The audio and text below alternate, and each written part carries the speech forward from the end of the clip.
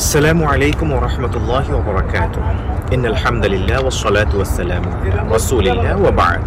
প্রিয় নবীজির প্রিয় দেশের আজকের পর্বে স্বাগত জানাচ্ছি আমি মোহাম্মদ হেদায়েতুল্লাহ। এই মুহূর্তে আমি কথা বলছি বাকিউল গারকাদের মধ্যখান থেকে, যাকে পাক ভারত উপমহাদেশের জনগণ জান্নাতুল বাকি বলে জেনে থাকেন। এটি মদিনার মসজিদে নববীর ঠিক অপোজিটেই। বলা হয়ে থাকে এই গোরস্থানে প্রায় 10,000-এর উপরে সাহাবী শাহিদ আছেন। আজকের এই পর্বে আমরা আপনাদেরকে জানাবো কোন কোন সাহাবী এই বাকিউল গারকাদ নামক কবরস্থানে আছেন। প্রিয় দর্শক শ্রোতা, হাজার হাজার কবরের মধ্য থেকে ঘুরে দেখা যায় সবচেয়ে ভালো রবি 4.5G।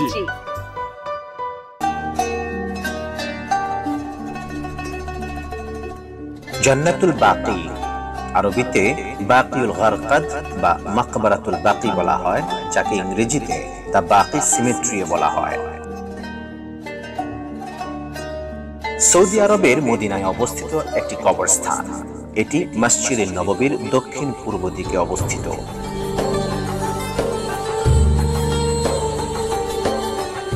পূর্বে এখানে কবরের উপর স্থাপনা ছিল। সৌদ বংশ ক্ষমতাতে আসার পর কবরগুলোতে ছোট চিহ্ন রেখে স্থাপনাগুলো ধ্বংস করে দেয়।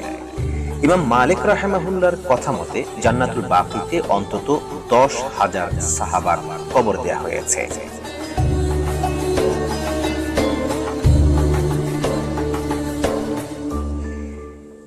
এই কবরস্থানটি ঐতিহাসিকভাবে গুরুত্বপূর্ণ।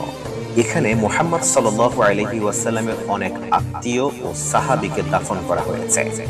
মুহাম্মদ সাল্লাল্লাহু আলাইহি ওয়াসাল্লাম এই কবরস্থানে বেশ কয়েকবার এসেছেন। জান্নাতুল বাকির পেছনে একসময় একটি ইহুদি কবরস্থান ছিল। পরবর্তীতে উমাইয়া আমলে তা জান্নাতুল বাকির অংশে পরিণত করা হয়। নবীজি মুহাম্মদ সাল্লাল্লাহু আলাইহি ওয়াসাল্লাম হিজরত করে মদিনায় আসার সময় জান্নাতুল বাকির স্থান সবুজ বৃক্ষ আচ্ছাদিত ছিল। রাসূলুল্লাহ সাল্লাল্লাহু আলাইহি ওয়াসাল্লামের স্ত্রী আম্মা জানা আয়েশা সিদ্দিকা রাদিয়াল্লাহু তাআলা আনহা বলেন, নবীজি সাল্লাল্লাহু আলাইহি ওয়াসাল্লাম শেষ রাতে জান্নাতুল বাকির দিকে বেরিয়ে যেতেন এবং বলতেন, হে কবরের মুমিন সম্প্রদায়, তোমাদের প্রতি শান্তি বর্ষিত হোক। তোমাদের নিকট এসেছে যা তোমাদেরকে ওয়াদা দেওয়া হয়েছিল। কাল কিয়ামত পর্যন্ত তোমরা অবশিষ্ট থাকবে এবং ইনশাআল্লাহ নিশ্চয়ই আমরাও তোমাদের সঙ্গে মিলিত হব। হে আল্লাহ, তুমি বাকিউল গারকাদ বাসীদের ক্ষমা করে দাও। হাদিসটি সহিহ মুসলিমে উদ্ধৃত হয়েছে। মসজিদের নববী নির্মাণের সময় তিনি মসজিদের স্থানটি দুজন এতিম শিশুর কাছ থেকে কিনে নেন বলে জানা যায়। তার এক সাহাবী আসাদ বিন জারারা রাদিয়াল্লাহু তাআলা আনহুর মৃত্যুর পর নবীজি সাল্লাল্লাহু আলাইহি ওয়াসাল্লাম কবরস্থানের জায়গা নির্ধারণ করেন। আসাদ বিন জারারা রাদিয়াল্লাহু তাআলা আনহু ছিলেন এখানে দাফন হওয়া প্রথম আনসার ব্যক্তি। উসমান ইবনে মাজউন রাদিয়াল্লাহু তাআলা আনহুকেও এখানেই দাফন করা হয়, যিনি ইসলামের ইতিহাসের প্রথম মুহাজির ব্যক্তি ছিলেন। ইসলামের তৃতীয় খলিফা হযরত ওসমান ইবনে আফফানের মৃত্যুর পর তাকে এখানে দাফন করা হয়। তখন তার কবরটি পার্শ্ববর্তী ইহুদি কবরস্থানের মধ্যে পড়ে যায়।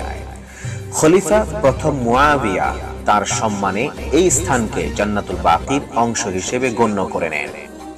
উমাইয়া খেলাফতের সময় তার কবরের উপর প্রথম গম্বুজ নির্মিত হয়। অন্যান্য সময়েও এখানকার বিভিন্ন কবরের উপর গম্বুজ ও স্থাপনা নির্মিত হয়েছে, অবশ্য পরে তা ভেঙে দেয়া হয়েছে। প্রতি বছর হজ্জের সময় মদিনায় অবস্থানরত কোনো হজ পালনকারীর মৃত্যু হলে জান্নাতুল বাকিতেই তাকে দাফনস্থ করা হয়। এছাড়াও মদিনার বাসিন্দারাও মারা গেলে এখানেই তাদের দাফন করা হয়। সৌদি সরকারের তত্ত্বাবধানে জান্নাতুল বাকি জিয়ারতের জন্য ফজর ও আসরের নামাজের পর তা খুলে দেয়া হয়। এ সময় মুসলিম পুরুষরা জিয়ারতের জন্য ভেতরে যেতে পারে। ইসলামী শরিয়ায় নারীদের কবর জিয়ারত করা বৈধ নয় মর্মে তাদের ভেতরে যেতে দেওয়া হয় না। হাদিস বিশারদগণ জিয়ারতের সময় জান্নাতুল বাকিতে সমাহিতদের প্রতি অনির্দিষ্টভাবে সবাইকেই একসঙ্গে সালাম দেওয়া ও তাদের জন্য দোয়া করার পক্ষ পক্ষে মতামত দিয়েছেন। 1926 সালে আব্দুল আজিজ ইবনে সৌদের শাসনামলে জান্নাতুল বাকির মাজারগুলো ধ্বংস করা হয়। একই বছর মক্কার জান্নাতুল মুআল্লা কবরস্থানের মাজারগুলো ধ্বংস করা হয়।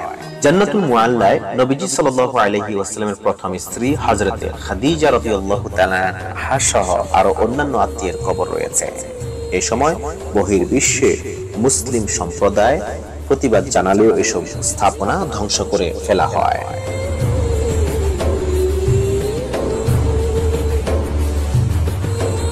অন্যান্য গুরুত্বপূর্ণ ব্যক্তিবর্গ যাদেরকে এখানে কবরস্থ করা হয়েছে মর্মে ইতিহাস থেকে জানা যায়।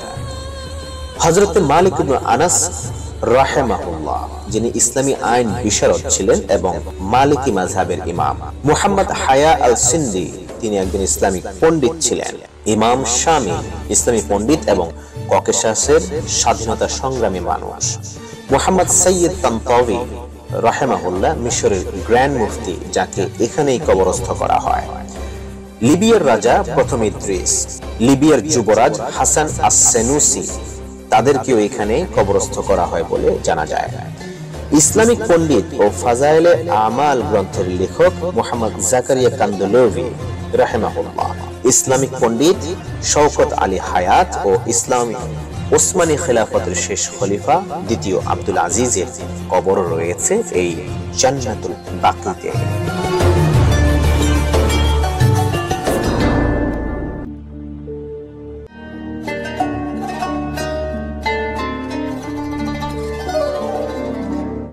এতক্ষণ পর্যন্ত আমরা ছিলাম বাকিউল গারকাদে, যাকে অন্য ভাষায় বলা হয় জান্নাতুল বাকিতে। যেই বাকি গোরস্থানে শায়িত আছেন 10,000-এর উপরে সাহাবী।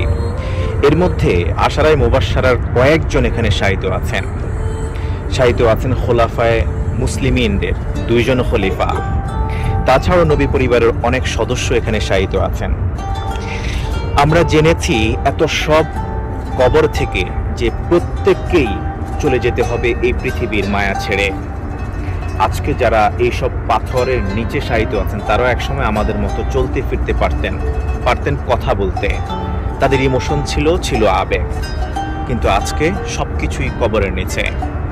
অতএব বুদ্ধিমান সেই ব্যক্তি যে পৃথিবী থেকে চলে যাবার আগে পরকালের জন্য প্রস্তুতি গ্রহণ করে। অন্তত পক্ষে কবরের যে কয়টি প্রশ্ন আছে সেই প্রশ্নগুলির জবাব প্রস্তুত হয়েছে কিনা এটা নিশ্চিত হবার আগে আমাদের কারোই মৃত্যুর দিকে এগিয়ে যাওয়া উচিত নয়, যদিও মৃত্যু আমাদের জন্য অপেক্ষার প্রহর গুনছে। প্রিয় নবীজির প্রিয় দেশে মসজিদে নববীর পাশ থেকে বাকিউল গারকাদের আজকের এই এপিসোড থেকে আমি হিদায়াতুল্লাহ বিদায় নিচ্ছি। কথা হবে পরবর্তী কোনো এপিসোডে। দেখা হবে নতুন কোনো বিষয় এবং ঐতিহাসিক নিদর্শন নিয়ে। ততক্ষণ পর্যন্ত ভালো থাকুন সুস্থ।